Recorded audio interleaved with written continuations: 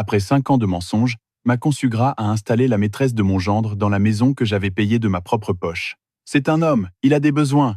Tu supportes ou tu dégages, a-t-elle hurlé à ma fille en poussant ses valises du pied jusque sur le trottoir, sous une pluie glaciale. Brolio, cet infidèle, regardait la scène depuis la baie vitrée, en riant avec sa jeune amante tout en buvant du vin. Je n'ai pas crié, je n'ai pas juré. Je n'ai pas monté les 5 marches de marbre pour lui fracasser le visage devant ses femmes, même si mes poings étaient si serrés que je sentais mes ongles me lacérer les paumes.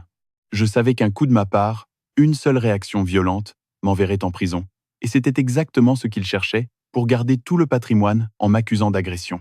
J'ai inspiré profondément, avalant mon orgueil et ma rage. De say, veille. Madame Rosalba s'est levée d'un bond, renversant sa chaise de cuir derrière elle dans un fracas sec. 1 minute, c'est un piège monté par cet Indien ignorant. Brolio est le propriétaire absolu de cette maison et de toutes les succursales. C'est lui qui a relevé cette poubelle de quincaillerie de ses cendres. Je me suis levé lentement.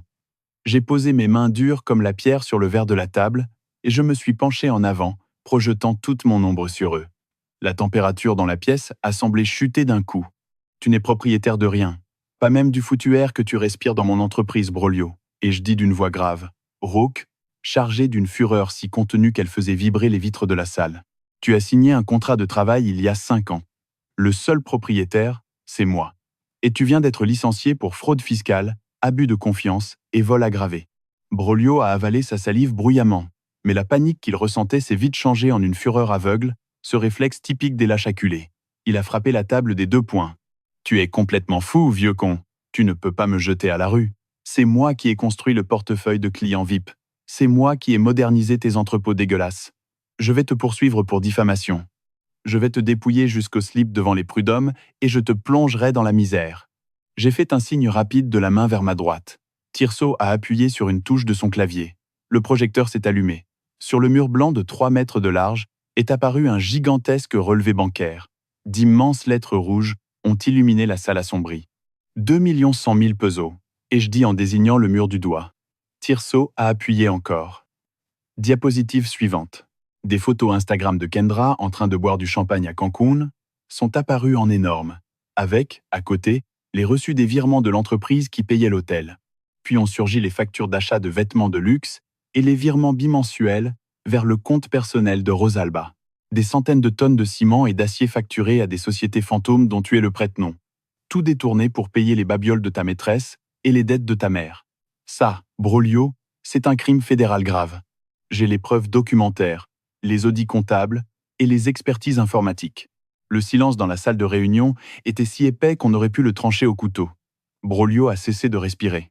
Kendra a immédiatement arrêté de mâcher son chewing-gum, a retiré ses mains des épaules de Brolio comme si elles brûlaient et a fait 2 grands pas en arrière pour s'éloigner de lui.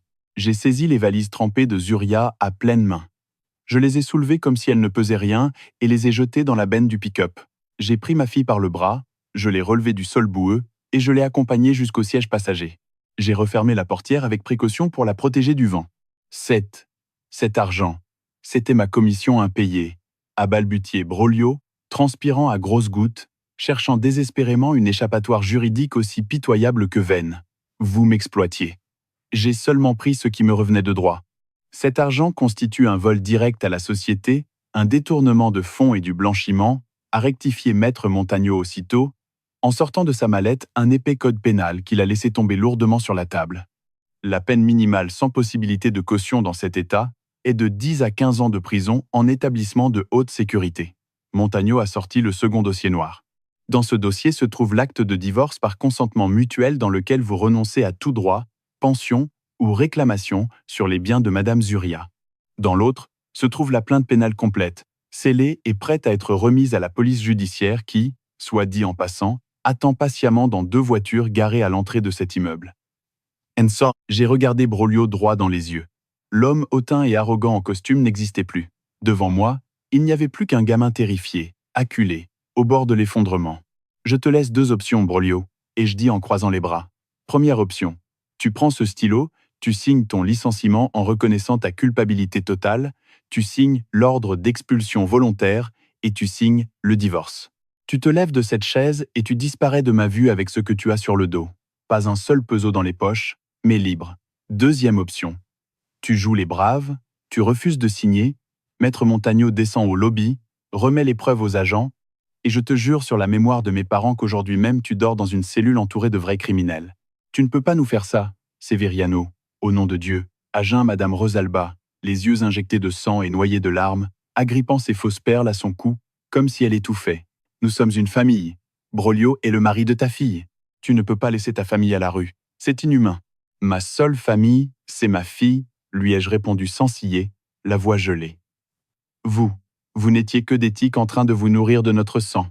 Kendra, comprenant enfin l'ampleur du désastre et qu'il n'y avait plus un centime à gratter, a attrapé violemment son faux sac de marque. « Ne me mêlez pas à vos putains de problèmes juridiques de crevard », a crié Kendra en marchant à grands pas vers la porte. « Broglio, t'es qu'un loser menteur. Tu m'as dit que t'étais millionnaire, que c'était toi qui donnais les ordres. T'es qu'un salarié voleur. Ne me recontacte jamais de ta vie. » Je suis resté une seconde devant la grille, sous la pluie battante, à les fixer tous les trois. Madame Rosalba a laissé échapper un rire moqueur, a tourné les talons et a claqué la lourde porte en chêne. J'ai entendu le verrou tourner de l'intérieur. Il se croyait intouchable. Il se croyait maître du monde. Je suis remonté dans la camionnette, j'ai démarré le moteur rugueux et je suis parti, laissant le manoir derrière moi. « Kendra, mon amour, attends, je peux arranger ça », a crié Broglio en tendant la main vers elle, mais la porte d'acajou s'est refermée avec fracas sous son nez. La maîtresse avait filé à l'instant même où elle avait flairé la pauvreté et la prison. Broglio s'est effondré. Littéralement. Ses jambes ne le portaient plus. Il est tombé à genoux devant la table en verre. Il s'est mis à pleurer pour de vrai. De grosses larmes laides, de pure lâcheté. Don Severiano, je vous en supplie, pour votre fille, a sangloté Broglio en joignant les mains comme pour prier. Je rendrai chaque centime. Je travaillerai comme manœuvre dans les entrepôts si vous voulez. Je porterai des charges gratuitement, mais ne me laissez pas à la rue. Ne m'envoyez pas en prison. Ma mère est malade, on ne survivra pas sans rien. Madame Rosalba aussi s'est approchée, tremblante, perdant toute sa contenance, toute sa superbe aristocratique. Consuegro, au nom de la Sainte Vierge, ayez pitié de nous.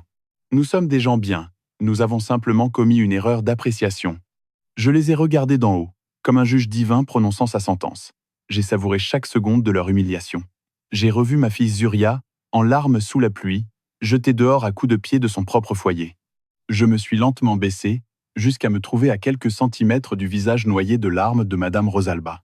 « Qu'est-ce que vous avez exactement hurlé à ma fille quand vous l'avez jetée sous la pluie à coups de pied, Madame Rosalba » ai-je demandé dans un murmure tranchant comme une lame. Elle n'a pas répondu, se contentant de pleurer en tremblant. Je me suis redressé, et j'ai parlé d'une voix qui a rempli toute la pièce. « C'est un homme, Madame Rosalba. Qu'il assume les conséquences comme les putains d'hommes. Signe ces foutus papiers tout de suite, Broglio, ou j'appelle les officiers. » Broglio, tremblant de tout son corps, a ramassé le stylo au sol. Il a signé le licenciement. Il a signé l'expulsion sans condition. Il a signé le divorce en renonçant à tout. Sa main tremblait si violemment qu'on reconnaissait à peine les traits de sa signature. Quand il a terminé le dernier document, Montagneau a retiré les dossiers avec rapidité. « Dehors. Maintenant » ai-je ordonné en désignant la porte. Ils se sont levés en trébuchant l'un sur l'autre. Ils sont sortis de ce bureau luxueux en traînant les pieds, la tête basse. Ils étaient entrés en se croyant propriétaires du monde. Ils en ressortaient en sachant qu'ils n'étaient propriétaires de rien. Rien d'autre que de leur propre imposture. Mais ma vengeance n'allait pas se terminer dans le confort de cette salle de réunion. Ce même vendredi après-midi, je suis arrivé à la maison résidentielle avec 3 camionnettes de la quincaillerie, accompagné de 15 de mes meilleurs maçons et manutentionnaires. Broglio et Rosalba venaient à peine d'arriver en taxi et se trouvaient à l'intérieur, en train d'emballer à toute vitesse des lampes, des cadres et de petits appareils électroménagers dans des cartons. Zuria tremblait à côté de moi, secouée de sanglots, le visage enfoui entre ses mains. J'ai mis le chauffage au maximum et orienté les bouches d'air vers elle. Le trajet s'est déroulé dans le silence pendant les 10 premières minutes. On n'entendait que le moteur et les essuie-glaces. « Dehors, laissez tout par terre !» ai-je crié en poussant du pied la porte d'entrée qu'ils avaient laissée ouverte. L'ordre d'expulsion prend effet immédiatement. La maison et tout ce qu'il y a dedans appartiennent à l'entreprise. Vous n'avez le droit de sortir ni un meuble, ni un bijou. Seulement vos vêtements personnels.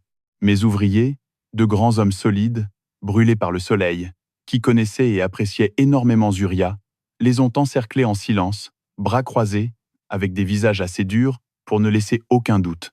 Nous leur avons donné 5 grands sacs poubelles noirs. Je leur ai accordé exactement 10 minutes, chronométrées, pour y fourrer leurs costumes italiens, leurs robes de soie et leurs chaussures de luxe. Pendant qu'ils empaquetaient en pleurant, j'ai envoyé un serrurier changer toutes les serrures sous leurs yeux. Nous les avons forcés à sortir. Nous avons déposé leurs sacs poubelles sur la pelouse devant la maison. Le ciel a grondé, et la pluie s'est remise à tomber. Une tempête exactement semblable à celle du jour où ils avaient jeté Zuria dehors. Broglio et Rosalba ont avancé sur le trottoir détrempé, sous l'averse, traînant leurs lourds sacs poubelles sur l'asphalte rugueux, parce qu'ils n'avaient même pas de quoi payer un déménagement. Les voisins, les mêmes riches snobs de la haute société, avec qui ils aimaient se montrer le week-end en buvant du vin, sont sortis sur leur balcon et les regardaient depuis leurs fenêtres avec mépris et moquerie. Je les ai vus s'éloigner sous la pluie, trempés, humiliés, détruits, jusqu'à ce qu'ils disparaissent au coin de la rue. 14 jours ont passé depuis cette tempête. 2 semaines d'un silence absolu. Zuria avait éteint son téléphone portable dès qu'elle avait mis le pied dans l'avion, coupant tout lien avec l'enfer qu'elle venait de quitter. Pendant qu'elle respirait l'air pur, marchait sur le sable et pensait les blessures de son orgueil face à la mer des Caraïbes, en ville, l'empire en carton de Broglio et de sa mère brûlait jusqu'aux fondations. C'est l'un de mes chauffeurs de camion, qui vit dans les quartiers pauvres de la périphérie, qui m'a raconté le sort immédiat de mes ex-beaux-parents. Avec les comptes bancaires gelés par l'enquête pour fraude fiscale et plus une seule carte de crédit active, Broglio et Madame Rosalba n'ont même pas pu payer un hôtel bon marché la première nuit. Ils ont fini par louer une chambre sombre et humide dans une courée de l'autre côté de la ville, sous un toit en tôle. Un endroit où l'odeur d'égout et d'ordures stagnantes envahissait l'air 24 heures sur 24. La chute a été brutale. Madame Rosalba, qui quelques semaines plus tôt exigeait du saumon norvégien et humiliait ma fille parce qu'elle sentait l'oignon, devait désormais faire la queue pour utiliser un lavoir communautaire en ciment et se battre avec les voisines pour une corde à linge libre. Elle a dû vendre ses manteaux, ses chaussures de marque et jusqu'à ses faux colliers de perles sur les marchés ambulants, sous les moqueries des gens qu'elle avait toujours méprisés. « Papa », a finalement murmuré Zuria, en essuyant son visage mouillé avec la manche de son pull fichu. Il ne s'est pas contenté de me jeter dehors comme un chien. Il m'a pris les clés de la voiture. Il m'a pris les cartes de crédit. Il a dit que tout l'argent du compte joint était bloqué parce que c'est lui le titulaire principal. Il m'a laissé sans un sou. Je n'ai même pas de quoi acheter une bouteille d'eau. L'argent leur suffisait à peine pour acheter des haricots en boîte et des tortillas froides. La misère a fini par les déchirer entre eux. Une nuit, les cris ont résonné dans toute la courée. Broglio, affamé, à bout, a reproché à sa mère de l'avoir poussée dans l'infidélité. Il lui a hurlé qu'elle avait détruit son mariage en faisant entrer Kendra dans la maison. Madame Rosalba, blessée dans son orgueil, lui a répondu par une gifle en le traitant d'incapable, incapable même de mener une fraude sans se faire prendre. Ils se rejetaient mutuellement la faute de leur malheur, vivant dans un enfer quotidien de reproches et de rancœurs. Broglio a essayé de chercher du travail. Il a remis le seul costume bleu qu'il avait réussi à sauver des sacs poubelles, a tenté de le repasser avec un fer emprunté qui lui a brûlé une manche, puis est allé frapper aux portes des entreprises du bâtiment de la ville. Mais dans le monde de la construction, tout se sait. C'est moi-même qui me suis chargé d'envoyer anonymement des copies de l'audit de Tirso à tous les propriétaires de quincailleries, d'entreprises de construction et de cabinets d'architectes importants de la région. Quand Broglio déposait son CV en se vantant d'avoir été directeur général du groupe Zuria, les directeurs des ressources humaines éclataient simplement de rire en lisant son nom. Personne, absolument personne, n'allait engager un voleur d'entreprise avec une plainte pénale ouverte pour détournement de 2 millions de pesos. On le faisait raccompagner par les vigiles. Il a même essayé de retrouver Kendra. Il l'a attendue devant sa salle de sport. Quand elle est sortie au bras d'un homme plus âgé, habillé comme un golfeur, Broglio a couru vers elle en la suppliant de l'aider financièrement. Kendra ne s'est même pas arrêtée. Elle a fait un geste au garde du corps de son nouveau protecteur, et ils ont envoyé Broglio au sol d'un violent coup d'épaule, lui ouvrant la lèvre. Il avait tout perdu. Puis est arrivé le jour où la faim et le désespoir ont été plus forts que son ego. C'était un matin de chaleur écrasante. J'étais à la succursale principale, debout près de la grande grille métallique de l'entrepôt, avec mon casque jaune et ma planche d'inventaire, en train de superviser l'arrivée de 3 camions malaxeurs de ciment. Le bruit des moteurs était assourdissant. Soudain, du coin de l'œil, j'ai aperçu une silhouette voûtée avancer lentement sur le trottoir poussiéreux. C'était Broglio. Il était méconnaissable. Il avait maigri, portait une barbe de plusieurs jours, les cheveux sales, un gant déchiré et un t-shirt usé. Ses chaussures de ville étaient couvertes d'une épaisse couche de boue séchée. Il s'est approché de la grille métallique de l'entrepôt. Ses mains, autrefois douces et soignées, tremblaient en s'agrippant aux gros barreaux d'acier. Il m'a vu à travers la grille. Il a avalé sa salive et collé son visage au métal froid. J'ai serré le volant si fort que mes jointures en sont devenues blanches. Broglio a toujours joué au grand pilier financier. Je l'ai laissé faire. Il y a 5 ans, quand Zuria l'a épousé, j'ai pris une décision que j'allais regretter tous les jours de ma vie. J'ai donné à Broglio le titre de directeur général dans ma succursale principale de matériaux de construction. Je l'ai fait parce que la famille de Broglio, surtout l'odieuse Madame Rosalba, Severiano, a-t-il crié pour couvrir le vacarme des camions. Sa voix était cassée, râpeuse. S'il te plaît, Severiano, écoute-moi. J'ai marché lentement jusqu'à lui. Je n'ai retiré ni mon casque ni ma planche. Je me suis arrêté à 1 mètre de la grille, gardant mes distances comme face à un animal dangereux. Je l'ai regardé de la tête aux pieds. Je ne ressentais ni haine, ni pitié, ni quoi que ce soit. C'était comme regarder un sac de ciment vide. On n'a rien à manger, a supplié Broglio, les yeux pleins de larmes, serrant les barreaux jusqu'à blanchir les phalanges. Ça fait 2 jours qu'on mange du pain rassis. Ma mère ne cesse de me hurler dessus. Les propriétaires de la courée veulent nous jeter dehors parce qu'on n'a pas pu payer le loyer de la semaine. Je t'en supplie. Donne-moi un travail ici, dans l'entrepôt. Je balayerai, je laverai les toilettes, je déchargerai les sacs la nuit. Je ferai n'importe quoi. S'il te plaît, retire la plainte pénale. Si je vais en prison, ma mère mourra de faim. Il s'est interrompu, tentant de reprendre son souffle, étranglé par ses propres sanglots. S'il te plaît, Severiano, a-t-il repris en baissant la tête jusqu'à appuyer son front contre le métal de la grille. Parla Zuria. Je sais que j'ai été un idiot. Je sais que j'ai commis la pire erreur de ma vie, mais je sais qu'elle m'aime encore. Elle a bon cœur. Dis-lui que je suis sincèrement désolé. Dis-lui que je suis prêt à recommencer à zéro, à suivre une thérapie, à devenir le mari qu'elle mérite. J'ai écouté son discours pathétique sans dire un mot. Ses paroles n'avaient plus aucun poids. Ce n'était plus que du bruit. J'ai glissé la main dans la poche arrière de mon Jean. J'en ai sorti une enveloppe blanche, pliée en 2. Je me suis avancé d'1 pas et je l'ai passée entre les barreaux. L'enveloppe est tombée au sol, dans une flaque d'eau sale à ses pieds. Broglio a regardé l'enveloppe, déconcerté, puis m'a regardé. Ramasse-la, lui ai-je ordonné d'une voix sèche. Broglio s'est penché maladroitement et l'a ramassée. Il l'a ouverte d'une main tremblante. Ses yeux se sont écarquillés en lisant son contenu.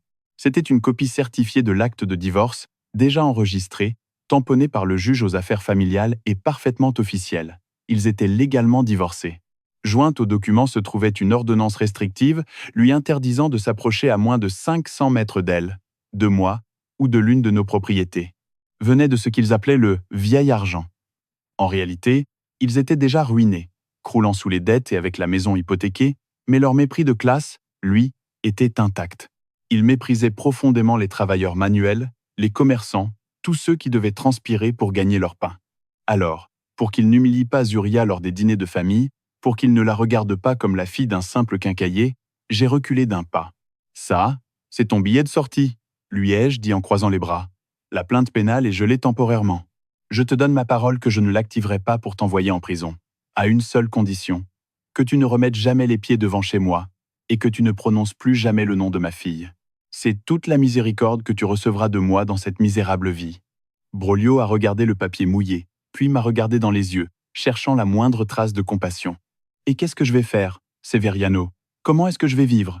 a-t-il murmuré, au bord du gouffre. « C'est un homme, Broglio, » lui ai-je répondu, reprenant mot pour mot la phrase maudite de sa mère, avec une froideur mathématique. « Qu'il assume les conséquences comme les hommes.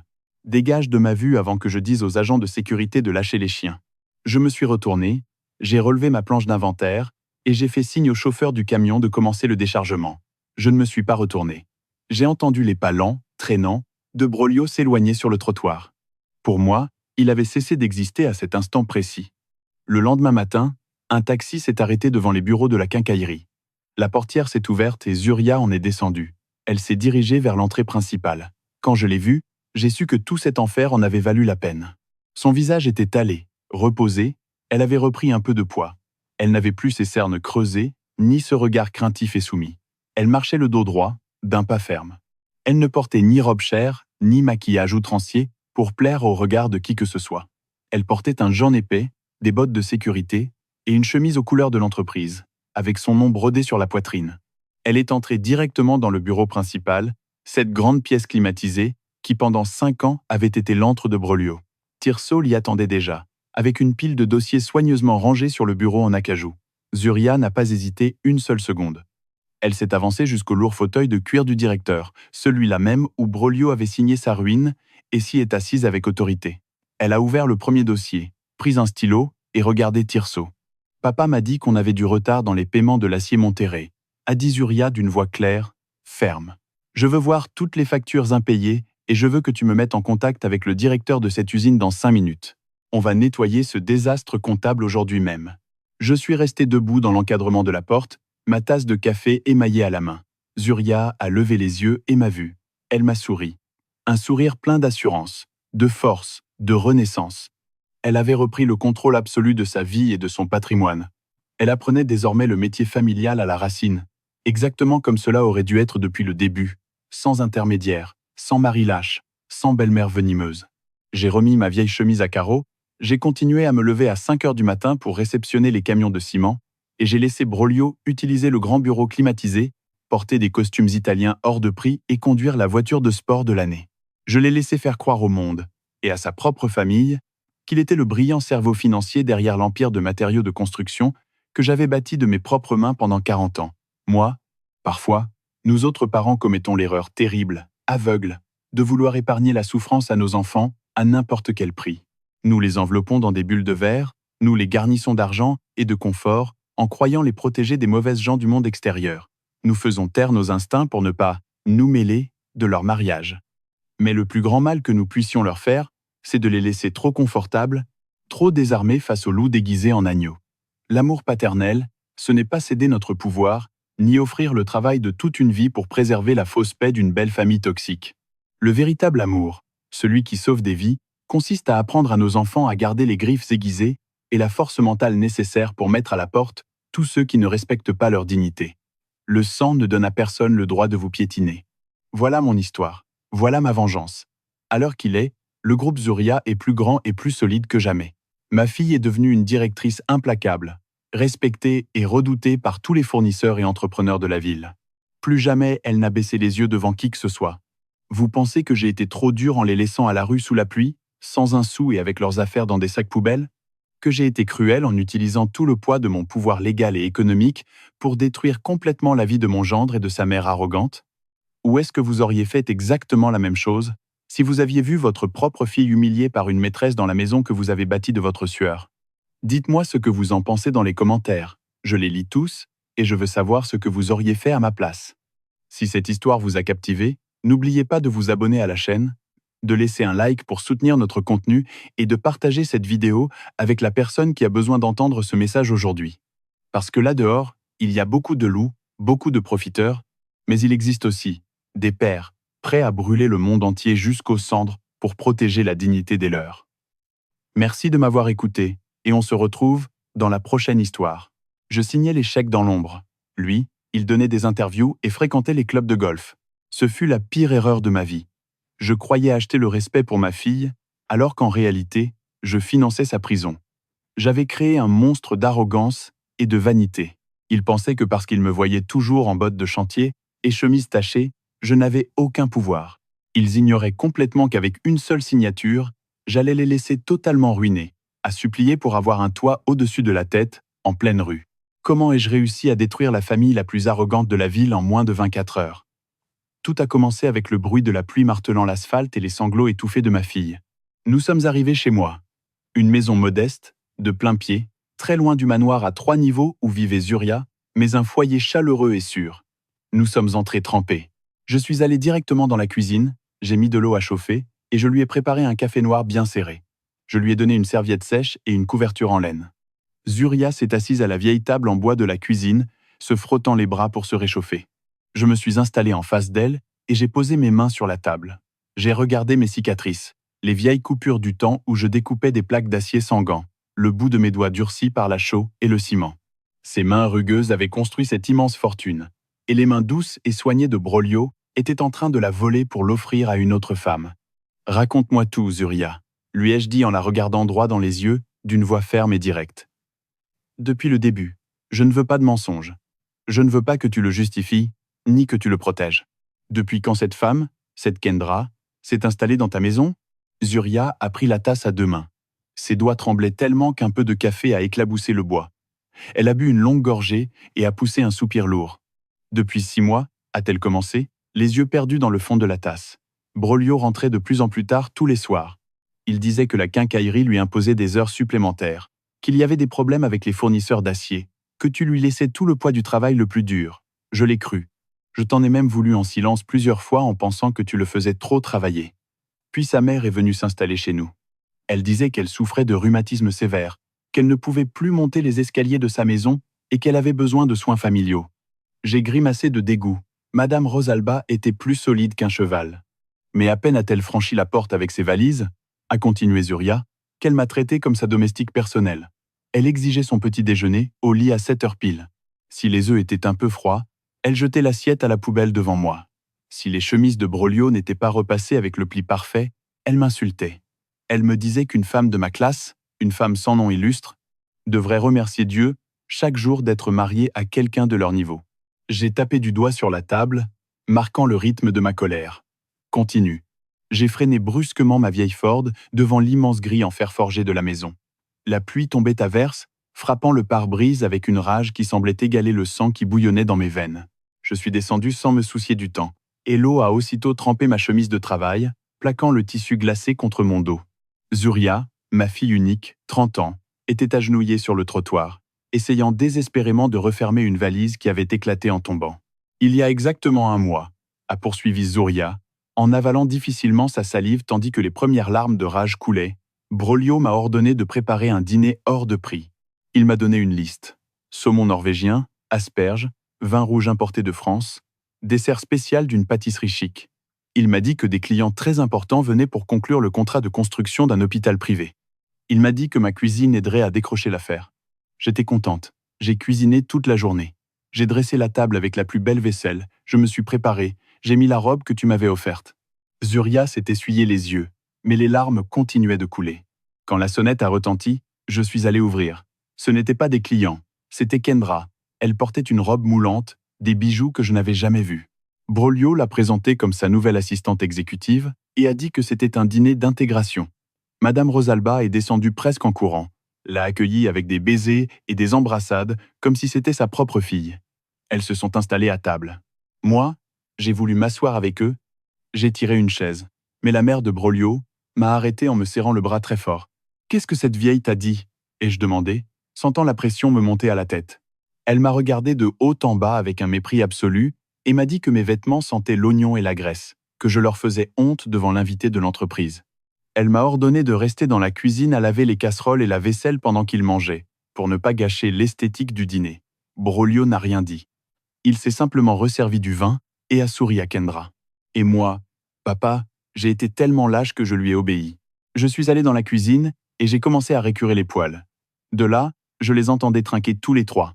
Puis j'ai entendu Broglio chanter « Joyeux anniversaire ». C'était l'anniversaire de Kendra. Ce n'était pas un dîner d'affaires. À travers l'entrebâillement de la porte, j'ai vu Broglio sortir un écrin de velours et lui offrir un collier en or serti de diamants. Cette nuit-là, quand tout le monde est allé dormir, Broglio m'a dit qu'il dormirait dans la chambre d'amis parce que soi-disant je ronflais et que ça le stressait. Depuis cette nuit-là, il n'a plus jamais dormi avec moi. Je me suis levé d'un bond. J'ai fait les 100 pas dans la petite cuisine. La douleur et l'humiliation de ma fille se sont transformées en moi en un carburant pur, noir, glacial. Il n'y avait plus de tristesse en moi. Seulement une lucidité totale, méthodique. Je n'étais plus le père compatissant qui voulait arranger les choses en parlant. J'étais le fondateur d'un empire, et quelqu'un venait de déclarer la guerre à mon sang. Ses vêtements, ses chemisiers, quelques pulls que je lui avais offerts à Noël, étaient éparpillés dans une flaque de boue. Et ce matin, Zuria a baissé les yeux, se serrant elle-même dans ses bras. Je suis allé chercher le linge sale dans la chambre d'amis. Sous l'oreiller de Broglio, j'ai trouvé de la lingerie rouge en dentelle. Ce n'était pas à moi. Je suis devenue folle. Je suis allé dans le salon lui demander des comptes, je lui ai crié dessus, je lui ai jeté les dessous à la figure. Sa mère est sortie de la cuisine, s'est approchée de moi, m'a giflé de toutes ses forces et m'a crié que si je n'étais pas prête à partager son fils, je n'avais qu'à dégager. Elle a dit que les vrais hommes ont besoin de variété. Broglio est descendu avec mes valises, déjà faites, et m'a poussé vers la porte. Il m'a dit que la maison était à lui, que l'entreprise était à lui, et que je n'étais rien d'autre qu'un parasite dans sa vie. Je suis allé au téléphone fixe, accroché au mur de la cuisine. Je l'ai décroché d'un geste sec, et j'ai composé un numéro que je connaissais par cœur. On a répondu dès la 2e sonnerie, d'une voix ensommeillée. Tirso. Et je dis sans préambule. Je te veux chez moi dans 20 minutes. Apporte tous les livres comptables de la succursale principale. Tous. Les relevés bancaires, les comptes clients, les chéquiers. Et prends l'ordinateur.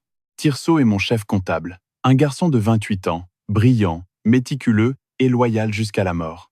Je lui ai payé toute son université quand ses parents sont morts dans un accident. C'est comme le fils que je n'ai jamais eu. Je savais que si je l'appelais à 3 heures du matin avec ce ton-là, il ne poserait aucune question. Moins de 20 minutes plus tard, j'ai entendu le moteur de sa voiture s'éteindre devant chez moi. Tirso a franchi la porte trempée, portant 2 lourdes caisses en plastique remplies de dossiers et un ordinateur portable sous le bras. Don Severiano, a dit Tirso en posant les caisses sur la table de la cuisine, tout en essuyant ses lunettes embuées. Il est en pleine nuit. Qu'est-ce qui se passe? Zuria, ça va? Pas le temps pour les explications, Tirso, ai-je ordonné en lui tirant une chaise. Ouvre les chiffres de Broglio. Je veux voir chaque foutu peso qu'il a déplacé ces 2 dernières années. Vérifie les virements sortants, les comptes de dépenses personnelles, les paiements à de nouveaux fournisseurs. Tout ce qui sort de la masse salariale normale. Tirso n'a pas hésité. Il a ouvert l'ordinateur. Ses doigts ont volé sur le clavier, ouvrant des feuilles de calcul complexes et les portails bancaires de l'entreprise. Zuria observait en silence au coin de la table, toujours tremblante. 40 minutes d'une tension absolue ont passé. La cuisine était silencieuse. On n'entendait que le bruit sec du clavier et la pluie dehors. Puis, soudain, les doigts de Tirso se sont immobilisés. Il a ajusté ses lunettes, approché son visage de l'écran et écarquillé les yeux. Il a lentement tourné l'ordinateur vers moi. J'ai levé les yeux en essuyant l'eau qui me brouillait la vue. Sur le perron, à l'abri de la pluie sous un toit que j'avais financé, se tenait Madame Rosalba, ma consuegra.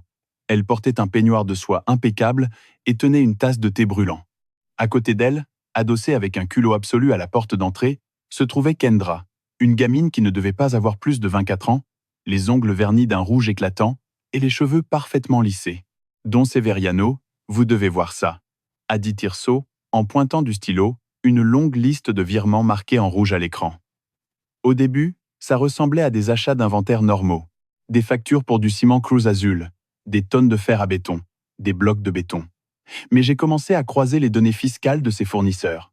Les entreprises n'existent pas. Leurs adresses fiscales sont des terrains vagues ou des appartements abandonnés. Ce sont des sociétés fantômes, dont Severiano.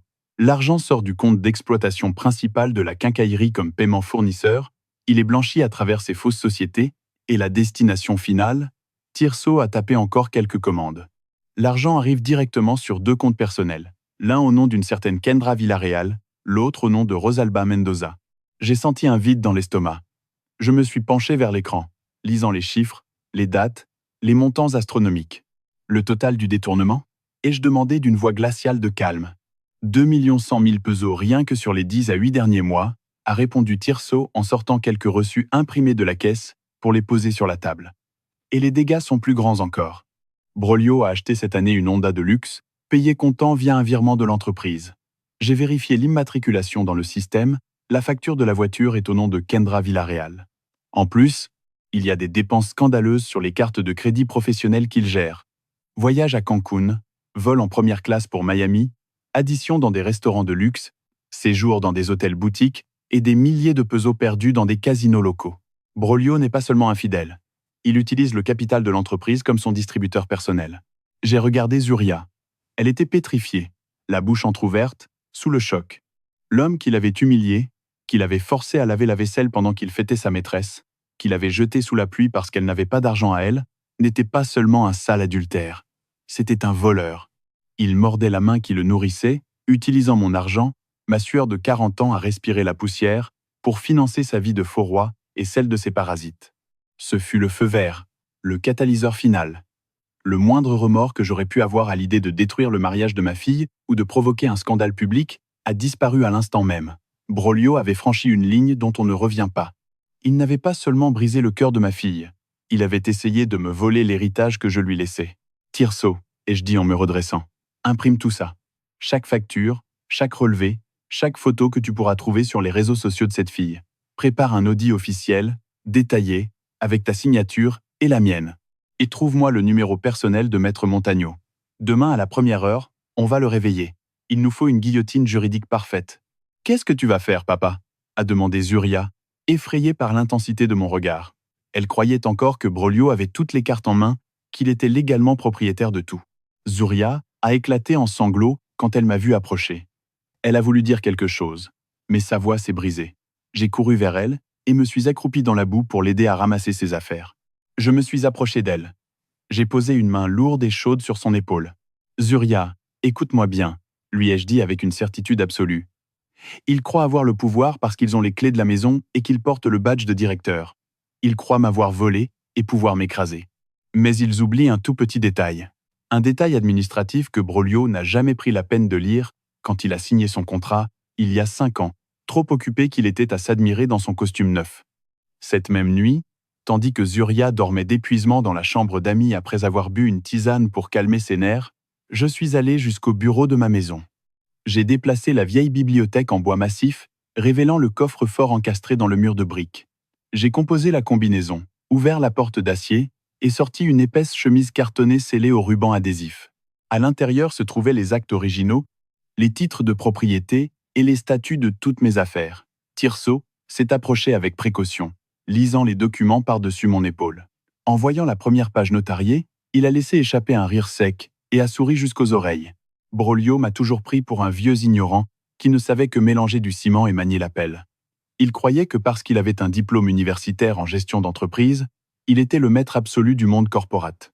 Quand Zuria l'a épousé, il m'a exigé, avec cette arrogance qui le caractérisait, que je mette à son nom la plus grande succursale et la maison résidentielle pour protéger le patrimoine de la nouvelle famille et optimiser les impôts. Je lui ai dit oui. Je l'ai emmené chez un notaire. Nous avons signé des piles de papier. Ce que ce gendre arrogant et paresseux n'a jamais vérifié, c'était les petites lignes des documents. Il a lu le titre de « directeur général » et a signé sans regarder plus loin. Il avait bien signé un contrat de travail lui accordant de larges pouvoirs administratifs, c'est vrai, mais tout, absolument tout, était au nom d'une structure juridique appelée Gruppo Corporativo Zuria S.A. de C.V. Une holding dont moi, Severiano, je possède 99% des actions et Zuria le 1% restant. La luxueuse maison à 2 étages où il vit avec sa maîtresse, la voiture de sport qu'il conduit, les fonds des comptes bancaires, jusqu'au foutu fauteuil de cuir sur lequel il pose ses fesses tous les jours, tout cela sont des actifs exclusifs de mon entreprise. Lui n'était qu'un salarié, un simple employé administratif qui venait de voler plus de 2 millions de pesos à son patron et, en plus, de maltraiter la fille du propriétaire. À l'aube, je n'ai pas perdu une minute. J'ai préparé une petite valise pour Zuria. Je l'ai conduite dans ma camionnette jusqu'à l'aéroport de la ville voisine. Je lui ai remis un billet d'avion en première classe pour une plage lointaine des Caraïbes et une liasse de billets neufs, épais, en liquide. Va-t'en, repose-toi, respire de l'air pur et ne pense à rien, lui ai-je ordonné en la serrant dans mes bras dans la zone des départs. Surtout, coupe ton téléphone et ne contacte personne pendant une semaine. Ne regarde pas les réseaux sociaux. Moi, je vais sortir les ordures de notre vie. Pleure autant que tu veux, mais dans cette maison, c'est mon fils qui commande, a crié Madame Rosalba depuis le haut des marches, avec cette voix aiguë et méprisante de classe que j'ai toujours détestée. Zuria, comprends une bonne fois pour toutes que tu n'as pas su retenir ton mari. Kendra, elle, sait comment traiter un homme d'affaires, elle est à sa hauteur. Accepte enfin ta place et retourne avec ton père dans le quartier que tu n'aurais jamais dû quitter. Elle a acquiescé, me faisant une confiance aveugle, puis elle est partie vers la salle d'embarquement. J'ai regardé l'avion décoller et, à cet instant précis, j'ai eu l'impression qu'on m'enlevait une chaîne de la poitrine. Le champ de bataille était désormais dégagé. J'ai sorti mon téléphone de ma poche. J'ai composé le numéro de Broglio. Il a décroché à la 4e sonnerie, avec en fond de la musique et des rires. « Qu'est-ce que tu veux encore, Severiano » a-t-il lancé, la voix rauque, agressive, un peu pâteuse. « Si tu appelles pour pleurnicher pour ta fille ou supplier qu'on la reprenne, tu perds ton misérable temps. J'ai déjà lancé la demande de divorce pour abandon du domicile. Et prépare-toi, parce que je vais demander des indemnités pour toutes les années perdues avec cet incapable. » Je me suis raclé la gorge. J'ai fermé les yeux et j'ai joué le meilleur rôle de ma vie. J'ai modulé ma voix pour la rendre faible, vaincue, tremblante, comme un vieil homme qui venait de perdre toute volonté de vivre. « Broglio, s'il te plaît, mon garçon, » ai-je dit en feignant un sanglot étouffé. « Je ne veux pas me battre, je n'ai plus la force. Je suis vieux, j'ai la tension à des sommets, mon cœur ne supporte plus ce genre de choc, et je ne veux pas finir à l'hôpital. Zuria est anéantie, elle est partie loin pour soigner sa dépression, et moi, je veux seulement la paix pour ce qu'il me reste à vivre. » J'ai entendu un rire strident de l'autre côté du téléphone. C'était la voix inimitable de Madame Rosalba qui criait au fond « Je te l'avais dit, Broglio, cet Indien est un lâche. Serre-lui encore plus la vis. » « Et qu'est-ce que tu proposes, le vieux ?» a demandé Broglio, gonflé d'orgueil jusque dans l'écouteur, savourant sa victoire apparente. « Tu as gagné, Broglio, » ai-je soupiré d'un ton dramatique. « Tu as raison, la succursale principale est à toi. C'est toi qui l'as portée, c'est toi qui as amené les gros clients. La maison dans le quartier résidentiel, tu la mérites aussi. Si Zuria n'a pas su être une bonne épouse et te garder, c'est sa faute, pas la tienne. Je te propose un accord équitable pour mettre fin à cet enfer aujourd'hui même. Vendredi à 10h du matin, je t'attends au cabinet de Maître Montagneau, au centre-ville. Viens avec ta mère si tu veux. Je signerai le transfert absolu et définitif de toutes les actions de la succursale et je te remettrai les titres de propriété de la maison, libres de toute charge, à ton nom. En échange, je ne te demande qu'une chose, que tu signes un divorce à l'amiable, sans réclamer de pension à Zuria, et que vous nous laissiez en paix pour toujours. » Il y a eu un long silence lourd sur la ligne. Je pouvais imaginer à la perfection les rouages rouillés de son esprit, avide tourner à toute vitesse.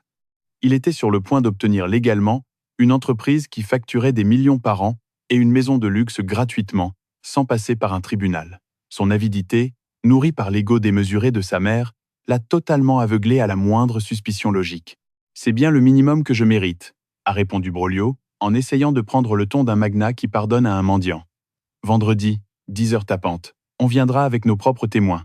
Et ne tente pas un sale coup de quincailler minable, Severiano, ou je te jure que je t'enfonce toi aussi et que je te laisse à la rue. » Kendra a souri avec cruauté, a pris une gorgée de vin rouge et a murmuré quelque chose à l'oreille de Broglio, qui venait d'apparaître derrière elle. Il portait un costume bleu sur mesure, les cheveux plaqués au gel et cette attitude de supériorité qui me donnait la nausée. Broglio m'a regardé de haut en bas, détaillant mes bottes tachées de ciment, mon gant usé et mes mains couvertes de cicatrices. Il a croisé les bras et relevé le menton. Il a raccroché violemment. J'ai baissé mon téléphone et un sourire glacé, tranchant, s'est dessiné sur mon visage. Le poisson n'avait pas seulement mordu à l'hameçon. Il avait avalé toute la canne. Pendant les 3 jours qui ont suivi, je me suis consacré corps et âme à aiguiser la lame de la guillotine. Tirso et Maître Montagneau ont travaillé sans quitter le cabinet.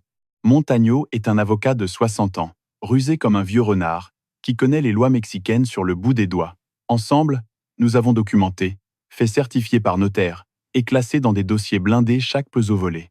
Chaque fausse facture a été retracée. Chaque virement vers les comptes de Kendra et de Madame Rosalba a été certifié par la banque. Pendant ce temps, dans ses moments libres, Tirso surveillait les réseaux sociaux de Kendra. La maîtresse de mon gendre n'avait aucune retenue.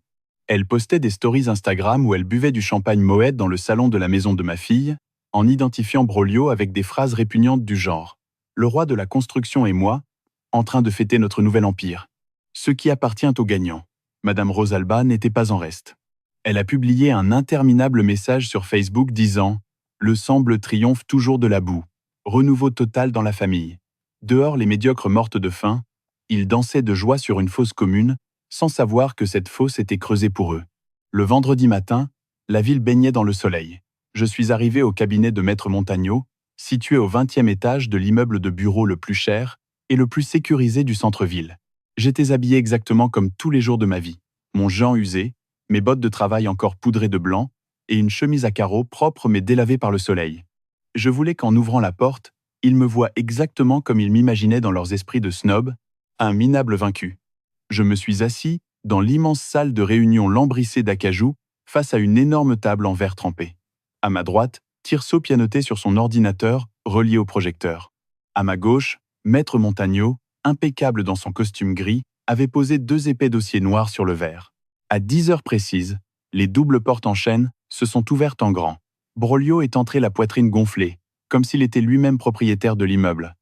Il portait un costume croisé bleu marine, une cravate en soie et une montre qui brillait sous les lumières halogènes. À ses côtés est entrée Madame Rosalba, maquillée à l'excès, les lèvres peintes d'un rouge criard, un collier de perles au cou qui hurlait à des kilomètres qu'il s'agissait d'une imitation bon marché.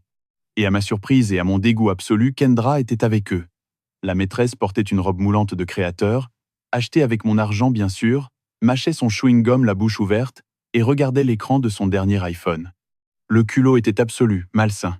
Amener la maîtresse à la signature officielle du divorce de ma fille, c'était l'ultime démonstration de pouvoir, l'humiliation suprême qu'il voulait m'infliger pour m'achever. Et mène là, Severiano, m'a-t-il dit, en m'appelant par mon prénom, sans le don que n'importe quel employé ou connaissance utilisait par respect. J'en ai assez de ces caprices de gamine. Elle ne comprend pas comment fonctionne le monde réel. La maison reste à moi, les avocats s'occupent déjà du dossier. La loi me protège, je suis le propriétaire et le chef de famille. Severiano a salué Madame Rosalba en tirant un fauteuil de cuir pour s'asseoir face à moi sans attendre la moindre invitation, croisant les jambes avec hauteur. Tu fais très bien de te rendre. Tu t'épargnes un procès humiliant. Broglio est né pour commander. Toi, tu es né pour porter des sacs de cime sur le dos. L'eau revient toujours à son niveau, et chacun doit rester à sa place. Je n'ai pas répondu. Je n'ai même pas cligné des yeux. Mon visage est resté une pierre. Broglio s'est assis au centre de la table, a déboutonné sa veste avec arrogance et sorti un stylo doré de sa poche intérieure. Kendra est restée debout derrière lui massant lentement les épaules, avec un petit sourire plein de supériorité. Finissons-en avec cette foutue formalité, le vieux, a dit Broglio en frappant la table de verre du bout des jointures. J'ai une réservation à 13h dans un restaurant français pour fêter ça avec les femmes de ma vie, et je n'ai pas l'intention de perdre mon précieux temps ici à respirer ta poussière. Passe-moi les papiers de cession des actions et les clés définitives. Maître Montagno m'a lancé un regard en coin. J'ai acquiescé lentement, presque imperceptiblement.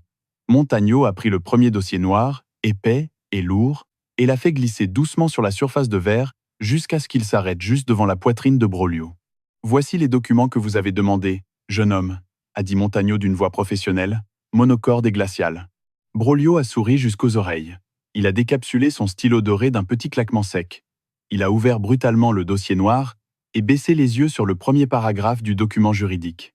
3 secondes ont passé, puis 5. Le sourire de Broglio a commencé à trembler aux commissures. Ses yeux ont parcouru la page de gauche à droite à une vitesse affolée. La couleur a quitté son visage d'un coup, comme si on lui vidait le sang, le laissant blanc comme le papier qu'il tenait.